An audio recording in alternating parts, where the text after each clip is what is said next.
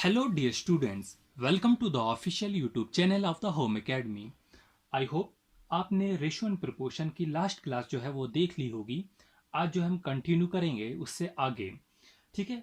अगर अभी तक आपने हमारे YouTube चैनल को सब्सक्राइब नहीं किया है तो बेल आइकन प्रेस कीजिए, साथ में सब्सक्राइब का बटन भी प्रेस कीजिए।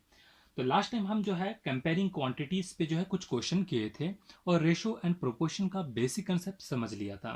आज हम उससे आगे करेंगे। तो आज का हम क्वेश्चन जो है एक ट्राई करते हैं। फॉर एग्जाम्पल हमारे पास ए रेशो बी जो है वो दिया गया है, हमारे पास 2:3 दिया गया है। बी रेशो सी जो है हमारे पास 4:5 दिया गया है। सिमिलरली सी रेशो डी जो है हमारे पास 3:4 दिया गया है। और हमें जो है वो फाइंड आउट करना है ए रेशो बी रेशो सी रेशो डी जो है ये हमें फाइंड आउट करना है। तो इसका मेथड मैंने आपको लास्ट क्लास में ऑलरेडी बता दिया था। हम इन क्वांटिटीज को कंपेयर करते हैं जो भी इनमें कॉमन होता है। अब हमें सबसे पहले क्या देखना होता है कि इनमें कॉमन क्या है। यहाँ पर बी कॉमन, यहाँ पर सी कॉमन है। मतलब यहाँ पर जो बी की वैल्यू 3 है, यहाँ पर बी की वैल्यू 4 है। इन दोनों वैल्यूज को हमें समहाउ इक्वल करना होता है। चलिए करके देखते हैं। तो ये आपका सोल्यूशन होता है स्टार्ट। ए रेशो बी, पहले वीडियो पास करेंगे, आप खुद ट्राई करना। ए रेशो बी जो होगा वो किसके बराबर होगा, 2:3 के बराबर। फिर बी रेशो सी जो होगा वो किसके बराबर होगा, 4:5 के बराबर। हमें इन्हें इक्वल करना है। जब हम इक्वल करेंगे हमारे पास जो चीज निकल के आएगी वो ए रेशो बी रेशो सी होगा, जो कि कैसे इक्वल करेंगे, यहां पर 4 से मल्टीप्लाई करेंगे, यहां पर 3 से मल्टीप्लाई करेंगे। 4 2 ज़र कितना होगा, 8 हो जाएगा। 4 3 ज़र कितना होगा, 12 हो जाएगा। यहां पर 3 4 ज़र करेंगे तो उधर भी 12 होगा। ठीक है, मैं इसको बड़ा लिखता हूं, 12 होगा। और 5 3 ज़र जो होगा वो 15 होगा। ठीक है, तो ये निकल गई आपकी ए रेशो बी रेशो सी की वैल्यू। अब देखिए नीचे यहां पर सी जो है और यहां पर सी जो है ये भी कॉमन आ गए, सी और डी। तो यहां पर 3:4 होगा। अब हम इस 15 और इस 3 को जो है वो हमें कॉमन बनाना पड़ेगा ताकि ए रेशो बी रेशो सी रेशो डी की वैल्यू हमें निकल जाए। तो कैसे होगा, अगर हम इसको मल्टीप्लाई बाई 3 करेंगे और इसको मल्टीप्लाई बाई 15 करेंगे तो ये आपस में जो है वो बराबर हो जाएंगे। करके देखते हैं। ठीक है, तो यहां पर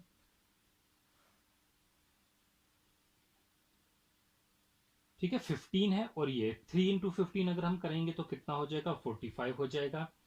और यहां पर हाँ, तो जरूरी नहीं कि हम यहाँ पर 3 से मल्टीप्लाई करें, क्यों हम अपना जो है वो कैलकुलेशन बढ़ाए। तो यहाँ पर अगर हम सिर्फ 5 से भी मल्टीप्लाई करेंगे, 5 3 × 15 भी तो हो जाएगा। ठीक है, तो जैसे भी आप करें वो भी मेथड ठीक था। ठीक है, बट ऐसे भी कर सकते हैं तो आपकी कैलकुलेशन मल्टीप्लाई करना कम होगा। तो देखिए ये 8 रहेगा, ये 12 रहेगा, 5 3 जो होगा वो 15 होगा और 5 4 20। तो ये आपका जो है वो आंसर जो है वो निकल गया जो कि हमने निकालना था, ए रेशो बी रेशो सी रेशो डी। होपफुली जो है आपको क्लियर हो गया होगा। आप नोट डाउन करना चाहते हो तो कर सकते हैं। ठीक है, मैं आपको नोट डाउन करने के लिए जो है वो टाइम जो है वो देता हूं, तो आप कर सकते हैं जहां से भी नोट डाउन करना चाहे। चाहे स्क्रीनशॉट लेना चाहते हो तो स्क्रीनशॉट भी ले सकते हैं। चलिए अब हम कुछ लैंग्वेज बेस्ड जो है क्वेश्चन करेंगे। इसे मैं मिटा देता हूं और आज हम लैंग्वेज बेस्ड जो है वो क्वेश्चन करेंगे। ठीक है, तो क्वेश्चन हम लिखेंगे लैंग्वेज बेस। मैं क्वेश्चन लिखूंगा। ठीक है, क्वेश्चन नंबर 7 होगा शायद, अभी तक जितने हम क्वेश्चन कर चुके हैं। ए बैग कंटेन्स 1 रुपी 50 पैसा, ठीक है, एंड 25 पैसा। एक बैग है जिसके अंदर 1 रुपी है, 1 रुपया है, 50 पैसे और 25 पैसे के जो है वो कॉइन्स है। ये सारे क्या है, कॉइन्स है। And the ratio of number and the ratio of number of coins जो कॉइन्स का जो रेशो दिया गया है वो 5:7:9 है। ठीक है, अगर हम सारों को इकट्ठे करते हैं, if the value of all the coins, अगर जो भी बैग में 1 रुपये है, 50 पैसे, 25 पैसे है, जिनका रेशो 5:7:9 में दिया गया है, अगर हम इन सबों को इकट्ठे करते हैं तो इनकी जो कुल वैल्यू होती है वो 430 रुपये है। If the value of all coins is ₹430, कितनी है? 430 है। तो हमें क्या निकालना है? Then find the number of 50 पैसा कॉइन। तो 50 पैसा भी पूछ सकता है, 1 रुपी भी पूछ सकता है, 25 पैसा भी पूछ सकता है। तो ये आपका जो है वो क्वेश्चन है। एक बार हम क्वेश्चन को दोबारा पढ़ेंगे। ए बैग कंटेन्स 1 रुपी, 50 पैसा एंड 25 पैसा coins and the ratio of the number of coins is कितना? 5, 7 और 9 जो है वो रेशियो दिया गया है। If the value of all the coins, अगर हम सारों की वैल्यू देखेंगे 430 है, ये रेशियो है, ये 430 है, और ये 1 रुपी, 50 पैसा और 25 पैसा है। फाइंड द नंबर ऑफ 50 पैसा। तो हमें 50 पैसा का जो है वो नंबर निकालना है। ठीक है, देखिए हमारे पास क्या क्या दिया गया है। 1 रुपी दिया गया है, 50 पैसा दिया गया है और 25 पैसे दिए गए हैं। इनका रेशो जो है 5, 7 और 9 दिया गया है। क्यों ना हम इसके साथ x लिखें, इसके साथ x, और ये क्या है? रेशो है, तो बीच में रेशो का निशान लिख देते हैं। ठीक है, इतना जो है आपको क्लियर हो गया होगा। ये क्या है? नंबर ऑफ कॉइन्स है। ठीक है, 5x, 7x और जो है ये 9x है।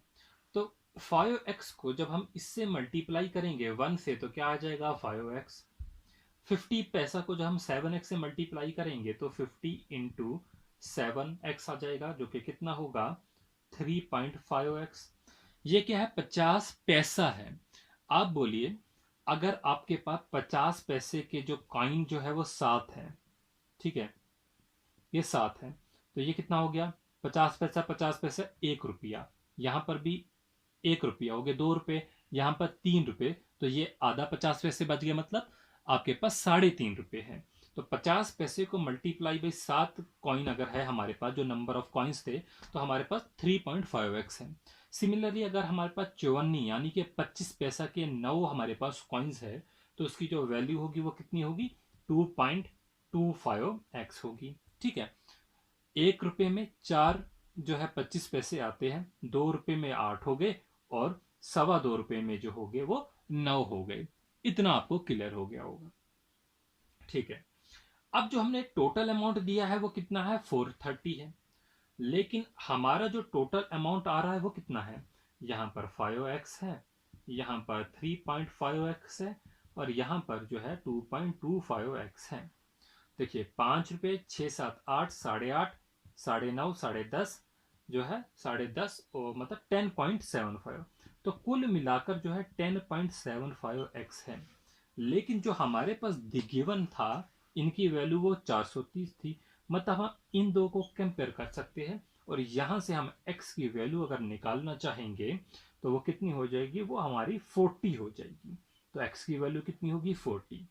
अब हमें इस क्वेश्चन में जो है वो फाइंड आउट क्या करना था? हमें करना था फाइंड द नंबर ऑफ 50 पैसा कॉइन।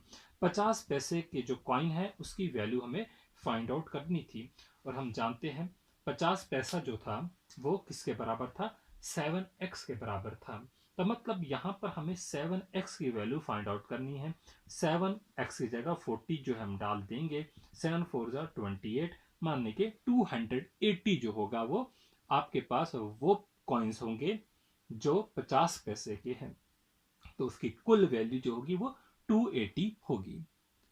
उम्मीद है कि आपको जो है ये क्वेश्चन समझ आ गया होगा। आप नोट डाउन जो है वो कर सकते हैं। ठीक है, स्क्रीनशॉट लेना चाहे तो ले सकते हैं। क्वेश्चन नंबर 7 में ही हम कुछ जो है चेंजेस किए हैं। क्या चेंजेस किए हैं? ए बैग कंटेन 1 रुपी, 50 पैसा एंड 25 पैसा coins and the ratio of the number of coins जो था, कॉइन्स की जगह उनकी वैल्यू लिख देते हैं।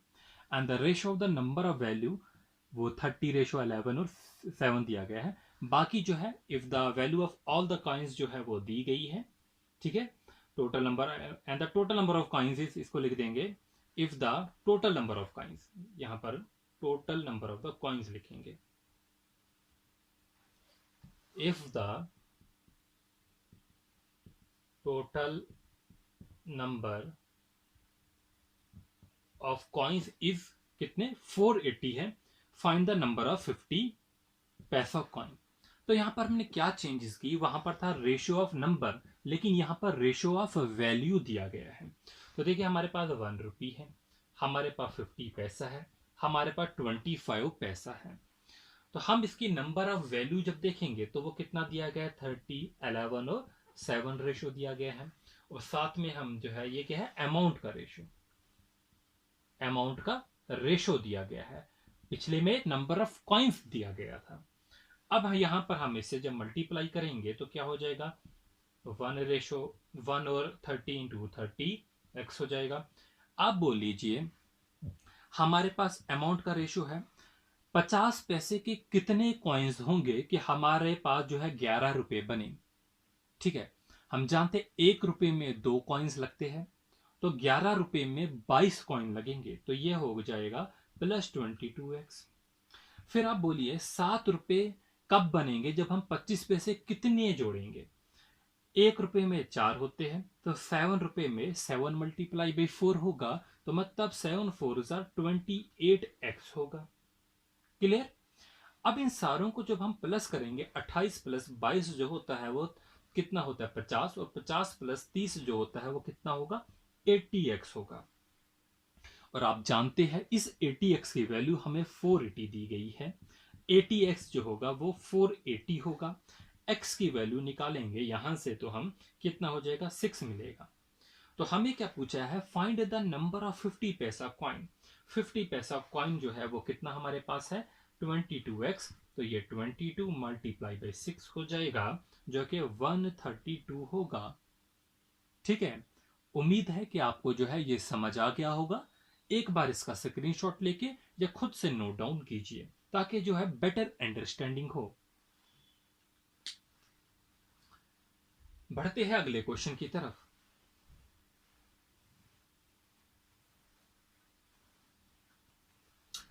अगला क्वेश्चन होगा, चलिए कुछ इजी क्वेश्चन करते हैं।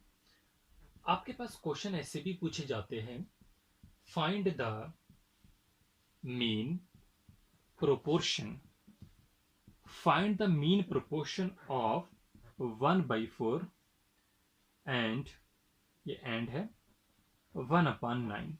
तो इस टाइप के क्वेश्चन कैसे करने होंगे, मैं आपके पास ऑप्शन दे देता हूं, आप खुद से ट्राई कीजिए। मैं हर टाइप का क्वेश्चन कराने की कोशिश करूंगा। 1/6 आप लिख लीजिए, 3/6 आप लिखेंगे, 6/2 आप लिख लीजिए, 6/5। ये 4 आपके पास ऑप्शन है। तो हमें क्या निकालना है, find the mean proportion of 1/4 and 1/9 हमें निकालना है। तो इसके लिए एक शॉर्टकट फार्मूला लिख लीजिए, ऐसे क्वेश्चन निकला √AB। तो आपको क्या करना है, 1/4 इंटू 1/9, इसका √ 1/4 9 36, तो ये क्या आ जाएगा 1/6। तो आपका आंसर करेक्ट जो होगा 1/6 होगा। ठीक है, तो ऐसे क्वेश्चन जो है आप जो है मान लीजिए इस टाइप के क्वेश्चन आपके एग्जामिनेशन में देखने को मिलेंगे, इजी क्वेश्चन होते हैं। ठीक है, उम्मीद है आप ये करेंगे। चलिए अगला क्वेश्चन जो है कोई और टाइप का देख लेते हैं। ठीक है, इसी में चेंजेस करेंगे। फाइंड द क्वेश्चन नंबर 10 होगा, find the third proportion of, third proportion of निकालना है 1836 का। ठीक है, यहां पर भी मैं आपको ऑप्शन दे देता हूं। 18 और 36 का थर्ड प्रोपोर्शन निकालना है तो कैसे निकालेंगे, ऑप्शन 72, 75, ऑप्शन 69 होगा, एंड ऑप्शन डी होगा 68। देखिए अब यहां पर आपके लिए प्रॉब्लम हो गई होगी, क्योंकि मैंने आपको पढ़ाया था प्रोपोर्शन निकालने के लिए, क्या पढ़ाया था कि इन दो का प्रोडक्ट जो होगा वो इन दो के प्रोडक्ट के इक्वल होगा। लेकिन यहां पर ना ये है ना ये है, खाली इतना है। तो अब इन क्वेश्चंस को कैसे करेंगे? ठीक है, अगर ये क्वेश्चन जो है बहुत अच्छा क्वेश्चन अगर आ जाता है तो कैसे करेंगे? आपको क्या करना है, आपको 18 और 36 है ना, 18 है और आपके पास 36 है। 18 को हम लिख सकते हैं 6 into 3, ठीक है? नहीं, हम इसे लिखेंगे 9 into 2, और हम इसे लिखेंगे 9 की ही टर्म्स में 9 into 4। क्या लिखा? 9 into 2, 9 into 4। अगर अब हम रेशो बनाना चाहेंगे ए रेशो बी रेशो सी रेशो डी, अब क्या होगा? ये 18 था तो ये 36 आया था, तो यहां पर जो होगा वो 36 होगा, तो उसका कितना गुना आएगा? मल्टीप्लाई बाई 2 होगा, तो कितना हो जाएगा? 36 into 2 कितना हो जाएगा? 72। जैसे कि यहाँ पर 18 और 36 था, आपने देखा इसमें जो है इनके अगर फैक्टर जब बनाएंगे, इसमें भी 9 है, इसमें भी 2 है, इसमें भी 9 है, इसमें 4 है, तो मतलब ये इसका दुगना है। 9 18 मल्टीप्लाई बाई जब हम 2 करेंगे तो हमको 36 मिलता है, तो 18 मल्टीप्लाई बाई 2 में 36 होगा, तो जब हम यहाँ पर 36 मानेंगे तो ये 72 होगा। तो इस तरीके से जो है वो आपको थर्ड प्रोपोर्शन निकालना होगा। ठीक है, अब ये नहीं देखना कि ये सी से डी है, ये इसका फोर्थ प्रोपोर्शन नहीं है, ये जो है वो इसका थर्ड प्रोपोर्शन ही है। आपको कंपेयरिंग क्वांटिटी याद करना, जो मैंने लास्ट वीडियो में आपको बताया था। ठीक है, ये दो कॉमन ही है। ठीक है, तो यहां से आपका आंसर जो होगा वो 72 होगा। इस टाइप से क्वेश्चन जो है वो कर सकते हैं। चलिए एक और क्वेश्चन देख लेते हैं हम। फाइंड द थर्ड की जगह फोर्थ कर देते हैं, फोर्थ प्रोपोर्शन निकालिए। क्वेश्चन नंबर जो है ये आपका 11 होगा। Find the fourth proportion of, हम लिख लेते हैं 12 है, 16 है और 18 है, इनका फोर्थ प्रोपोर्शन निकालना है। कैसे करेंगे? ए रेशो बी प्रोपोर्शन सी रेशो डी होगा। ये हमारे पास 12 है, ये हमारे पास 16 है, ये हमारे पास 18 है और ये हमारे पास x है।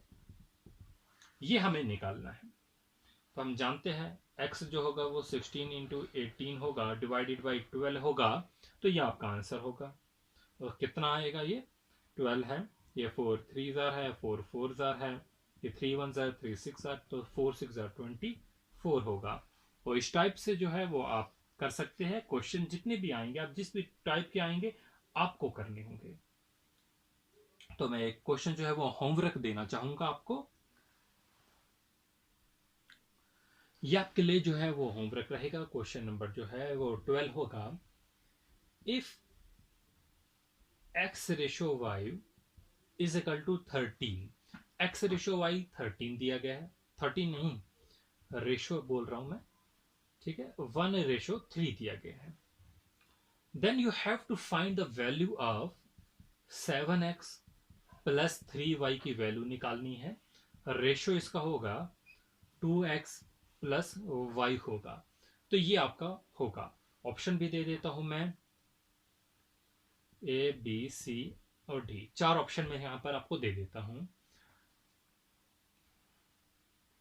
तो पहला ऑप्शन आपका 15 4, ऑप्शन बी होगा आपका 16 7, ऑप्शन सी जो होगा वो आपका 16 5 होगा और ऑप्शन डी जो होगा 17 3 होगा। तो ये आपको जो है वो फाइंड आउट करना होगा इस टाइप के क्वेश्चन। जो अगली वीडियो में हम कुछ और जो है वो क्वेश्चन करेंगे, कुछ और टाइप के क्वेश्चन करेंगे। तो अगर अभी तक आपने हमारे फेसबुक पेज से जो है आप हमसे नहीं जुड़े हैं तो ज़रूर जुड़िए। वहाँ पर हम आपके एग्जामिनेशन के लिए इन्फोग्राफिक्स अपलोड करते हैं, डेली क्विजेस कराते हैं, जो कि आपके लिए जो है इंपॉर्टेंट रहेंगे आपके आने वाले वनडे कॉम्पिटिटिव एग्जामिनेशन के लिए, जिसमें इंपॉर्टेंट करंट अफेयर भी कवर करने की कोशिश कर रहे हैं क्विजेस के थ्रू। साइंस के इंपॉर्टेंट क्वेश्चन जो होंगे वो भी क्विजेस के थ्रू जो ही कवर कर रहे हैं। ठीक है, तो आप बने रहे।